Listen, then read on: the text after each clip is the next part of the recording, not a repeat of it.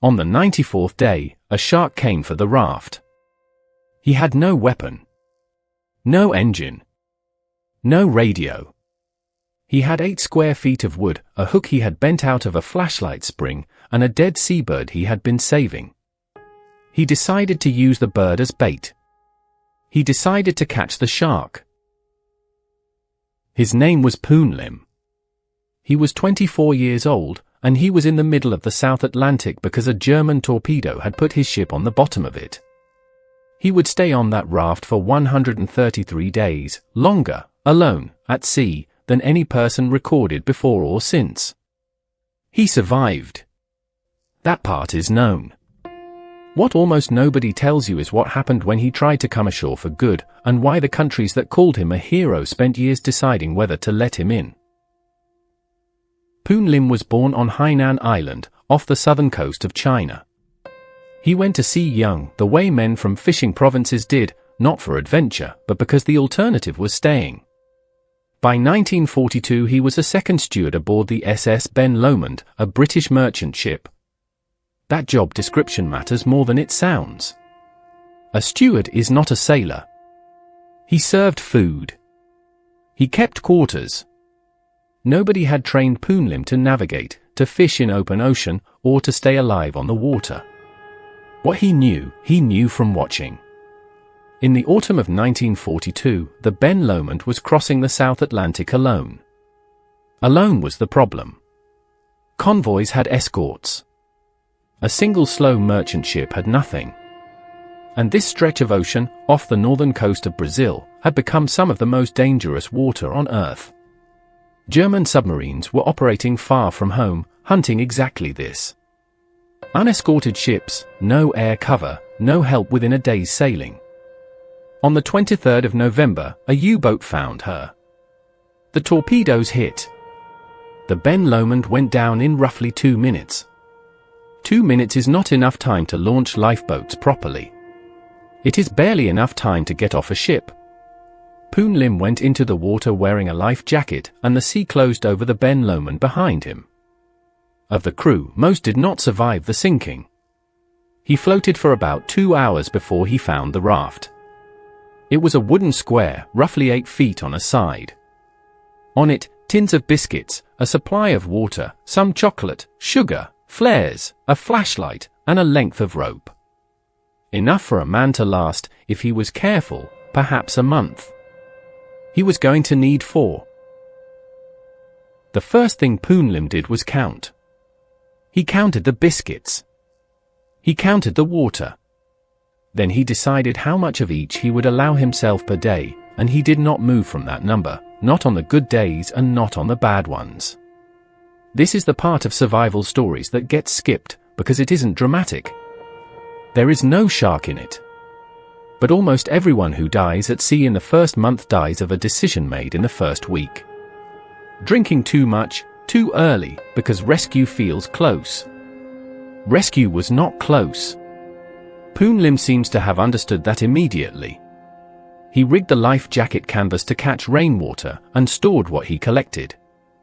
When it rained, he drank as much as he could hold and saved the rest. The body is a better container than a tin. And twice a day, when the water was calm, he got off the raft and swam. That sounds insane. In that ocean, it nearly was. But a man lying still on a raft for 4 months does not arrive anywhere alive. The muscles go. Then the will goes with them. Poon Lim swam to stay a person who could still do things. He kept track of the days by cutting marks, and by the moon. Around day 50, the biscuits ran out.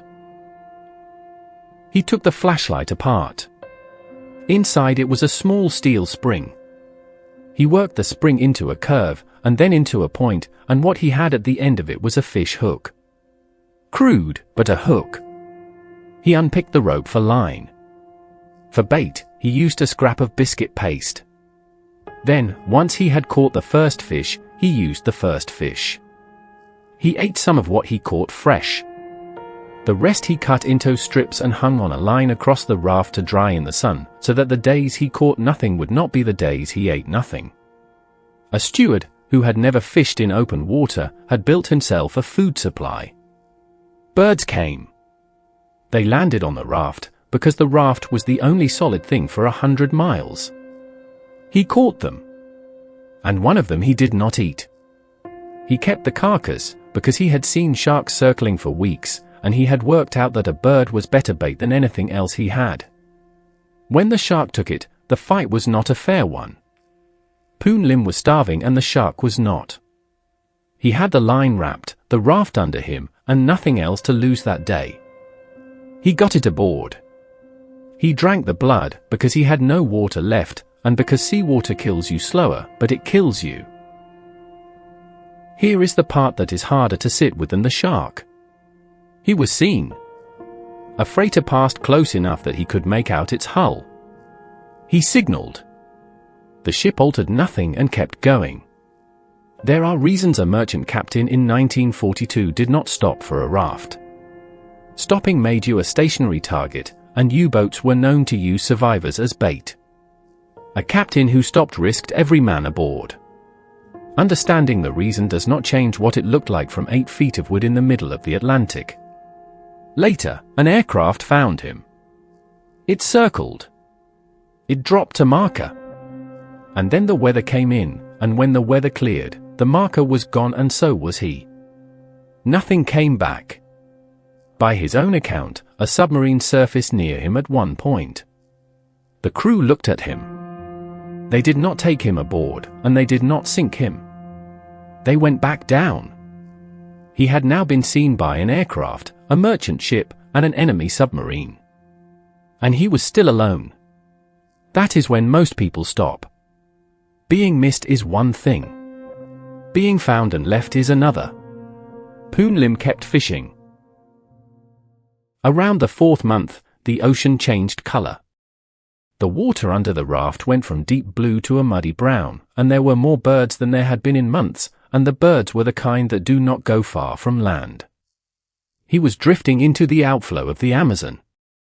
In early April 1943, a small Brazilian fishing boat found him off the northern coast of Brazil. 3 fishermen, working water they knew, who saw something on the surface that should not have been there. They brought him aboard and took him to Belém. 133 days. He had lost roughly 20 pounds. He had sores from salt and sun. He spent about 4 weeks in hospital. And then he walked out of it, under his own power, in his 20s, having done what the Royal Navy would afterwards fold directly into its survival training. They studied what he had done on that raft and taught it to their own men. The king awarded him the British Empire Medal. So that is the record.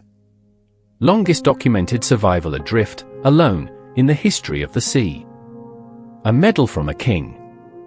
A place in a Navy's training manual. And then he tried to settle in the United States, and found the door shut. The immigration law of the time restricted Chinese nationals almost to the point of exclusion. His medal did not matter.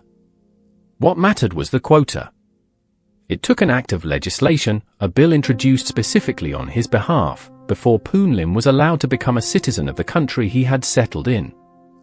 A man could survive 133 days on 8 square feet of wood and still need permission to come ashore. He lived quietly after that, and died in Brooklyn in 1991. The raft is gone. The ship is on the bottom of the South Atlantic. What survives is the record. The count of the days, the hook made from a flashlight, and the testimony of 3 fishermen who stopped when others hadn't. Next time on this channel. A man who fell 3,000 meters out of a disintegrating aircraft, into the Amazon, and walked out 11 days later. She was 17.